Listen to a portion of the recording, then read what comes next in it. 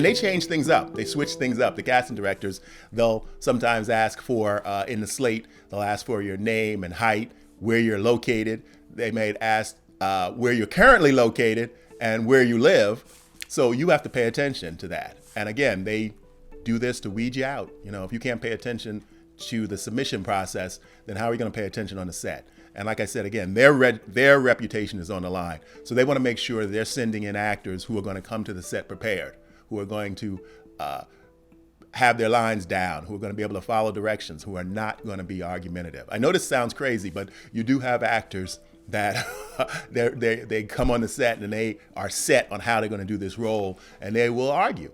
You know, they will disagree. You know, I've had actors, when I'm directing films that I've directed in the past, actors tell me, oh no, the character wouldn't do this. Oh, no, my character would do this and my character would do that. And, you know, and it's really frustrating. Most of the things that I've done in the past, I worked closely with the writer. So either I was the writer or I was the co-writer. So I know your character, you know, I made up your character. So don't tell me what your character would and wouldn't do, you know. So, but actors have to be flexible. They have to be able to take direction. They have to listen when someone's speaking to them and implement the changes that someone gives you.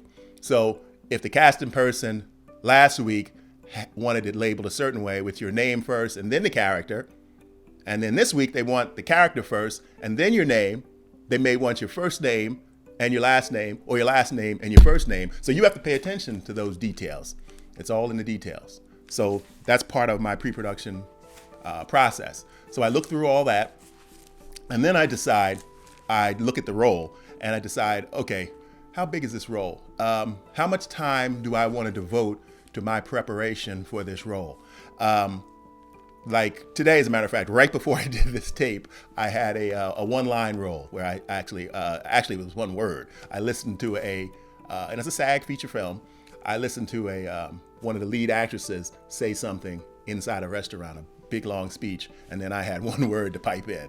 So I looked at that and I decided, okay, yeah, you know, I got this. I know how to do it. I'm gonna, as I say in my set, I'm gonna direct myself. And I decided what my motivation was, how I felt about that actress, who I was sitting with at the table.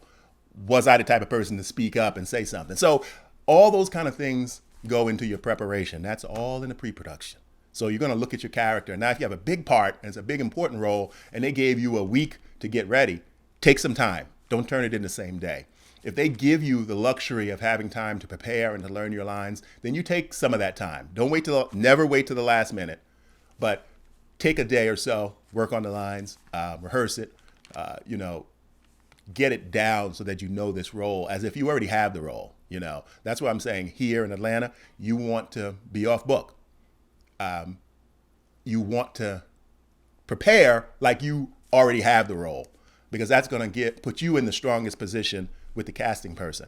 And if the casting person feels comfortable submitting you, then they will. You know, you still have other hurdles to go through, but your first step is to convince the casting director or the casting assistant that you are a qualified, talented actor and you could pull this role off on the set. So that's all in the pre-production.